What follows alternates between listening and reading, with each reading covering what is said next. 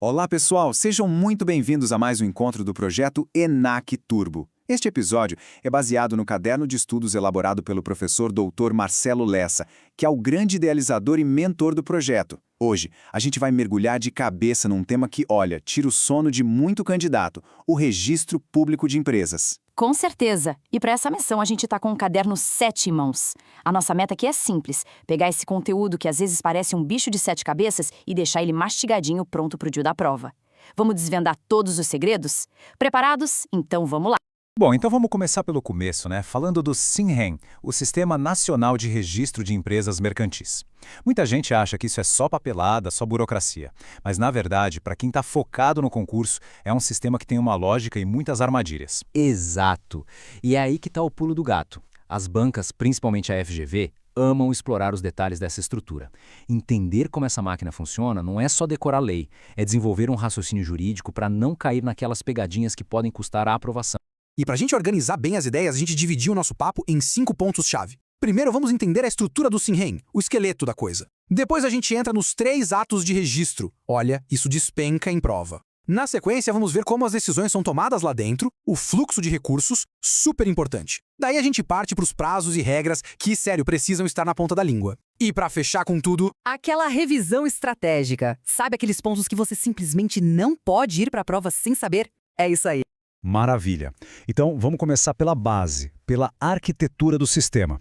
Como o professor Lessa sempre destaca, o SINREM funciona em 2 níveis, um federal e um estadual. É uma estrutura dual. Isso aí. E o mais importante é sacar que cada nível tem um papel muito bem definido. Eles não competem entre si. Pelo contrário, eles se complementam. É um sistema hierarquizado. E é bem interessante ver como essa divisão funciona na prática. Lá em cima, no nível federal, a gente tem o DREI, que é o Departamento de Registro Empresarial e Integração. Ele é tipo o cérebro da operação, não é? Perfeito. O DREI é quem cria as regras do jogo, as famosas instruções normativas, para garantir que tudo funcione do mesmo jeito no Brasil inteiro. Ele não vai registrar a empresa lá de fato, mas ele diz como o registro tem que ser feito. E quem põe a mão na massa, quem executa o serviço, são as juntas comerciais, lá no nível estadual. Elas são os braços do sistema. É lá que o registro acontece de verdade. E a palavra-chave aqui é subordinação técnica. A junta tem sua autonomia administrativa, mas, tecnicamente, ela tem que obedecer às regras que o DREI estabelece. Certo. Agora que a gente já entendeu a estrutura, vamos para um ponto que derruba muito candidato: os 3 tipos de atos de registro. E não é força de expressão. A lei é clara, mas as bancas são mestres em criar historinhas para confundir a finalidade de cada ato. É um erro clássico, que mostra na hora se o candidato domina ou não o básico do assunto. Então, vamos botar os pingos nos is. Primeiro, a matrícula. Tem gente que fala, vou matricular a minha empresa. Errado. Matrícula é para pessoas físicas que atuam como auxiliares do comércio. Pensa em leiloeiros, tradutores públicos. Isso. Já o arquivamento, esse sim é o coração do registro empresarial. É o ato que dá vida à sociedade, que dá personalidade jurídica. A questão falou em constituição de empresa, em alteração de contrato social. A resposta é arquivamento. É o que faz o ato valer contra todo mundo. E por último, a autenticação. Antigamente o pessoal levava aqueles livrões de papel na junta para carimbar. Hoje é quase tudo digital, pelo SPED. A autenticação serve para dar validade oficial aos livros contábeis da empresa. Parece simples, mas confundir esses 3 é um prato cheio para a banca de pegar. beleza, o documento foi protocolado para arquivamento na junta. E aí, quem bate o martelo? Quem diz se registra ou não? Ótima pergunta, porque não é um processo aleatório. Existe toda uma hierarquia para analisar os pedidos e também para recorrer, caso a decisão seja negativa. Vai do caso mais simples até a última instância. E o fluxo é exatamente esse que está na tela. Nos casos mais comuns, do dia a dia, como abrir uma empresa limitada, tudo começa com a decisão singular de um único analista. Agora, se a parte não concordar, ela pode recorrer. O primeiro degrau do recurso é a turma, um grupo de 3 vogais que reavalia o caso.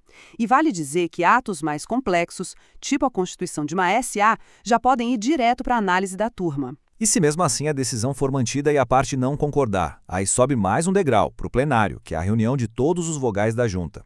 Esgotou tudo na junta comercial, ainda tem uma última carta na manga. Que é o recurso lá para o DREI, em Brasília. Mas atenção máxima aqui, porque isso é pegadinha clássica. Esse recurso só cabe se houver violação de lei federal ou de norma do próprio DREI. Não é para discutir qualquer coisinha, não. Agora a gente entra naquela parte que todo mundo precisa de um post-it na parede. Os prazos e as regras específicas. Aqueles detalhes que fazem toda a diferença jurídica. É a hora de ligar o modo atenção total. São esses detalhes que a FGV usa para separar quem realmente estudou de quem só leu por cima. Vamos focar. E o número da sorte aqui, que o professor Lessa sempre reforça, é 30 dias. Esse prazo, contado da data em que o ato foi assinado, é a chave de tudo. E por que ele é tão crucial? Porque se o contrato social for levado a registro em até 30 dias da assinatura, os efeitos desse registro vão retroagir. É o famoso ex tunc. Na prática, é como se a empresa, para todos os fins, já existisse legalmente desde o dia em que o papel foi assinado. Agora, onde a banca te pega, se o registro for feito no 31º dia, aí já era. Os efeitos só valem dali para frente, a partir da data do registro na junta. É o efeito ex nunc. E isso pode mudar completamente o jogo na responsabilidade de um sócio, por exemplo. Um dia de diferença muda tudo. Há outro ponto que vira e mexe aparece em prova, misturando o empresarial com tributário e administrativo, a natureza daquela graninha que a gente paga na junta. Aquilo é taxa? É imposto? Nenhum dos dois! O STF já pacificou isso na súmula 545. A remuneração que a gente paga para a junta comercial é preço público, ou seja, tarifa. Tá, mas e daí, você pode pensar? A diferença é gigantesca. Exato. Por não ser tributo, não precisa seguir todas aquelas regras rígidas do direito tributário, como o princípio da anterioridade. O valor pode ser reajustado por um simples ato administrativo e passar a valer na hora.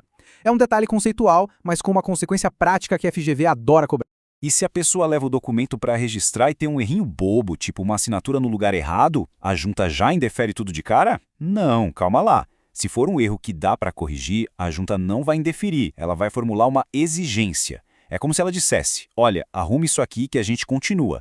O processo fica parado, suspenso, só esperando a correção. E para fazer essa correção, a parte interessada tem, olha o número mágico aí de novo, 30 dias. Se não cumprir o prazo, aí o processo arquiva e tem que começar tudo do zero, pagando as taxas de novo.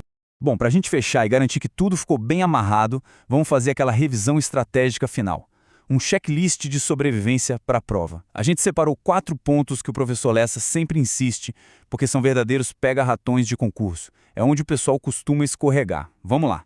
Primeiro ponto, empresa estrangeira. Tem que lembrar da ordem. Primeiro ela precisa da autorização do Poder Executivo Federal. Só depois é que ela vai na junta comercial. A prova vai tentar inverter essa ordem para te confundir. Segundo ponto, que é novidade legislativa e tem cheiro de prova, publicações de LTDAs e cooperativas. Acabou aquela história de publicar em jornal de grande circulação. Agora, publicar no site da própria junta já resolve. Fique de olho nisso. Terceiro, um clássico dos clássicos, proteção do nome empresarial. O registro na junta comercial do seu estado só protege o nome naquele estado. Quer proteção no Brasil inteiro? O caminho é outro, é registrar a marca no INPI. A banca adora criar um caso de conflito de nomes entre estados diferentes. E para fechar, inatividade. Se a empresa ficar 10 anos sem fazer nenhum arquivamento na junta, ela corre o risco de ter o registro cancelado administrativamente. É uma morte administrativa, que faz ela perder a proteção do nome. Fica a dica.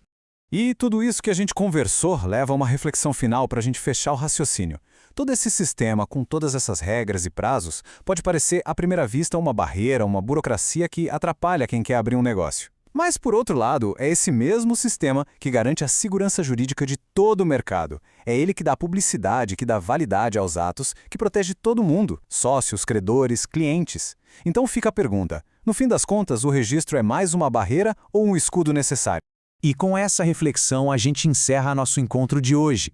Toda essa análise foi produzida a partir do conteúdo do projeto ENAC Turbo, com a autoria e a orientação do grande professor doutor Marcelo Lessa. A gente espera de verdade que tenha ajudado a organizar as ideias. Se esse conteúdo foi útil, não esquece de se inscrever no canal, compartilhar com a galera que está na mesma batalha e ativar o sininho das notificações. Assim, o YouTube te avisa assim que o próximo resumo sair do forno. E, por favor, deixem nos comentários qual o próximo tema que vocês querem ver por aqui. A sugestão de vocês é o nosso guia. É isso, pessoal. Força nos estudos e até a próxima!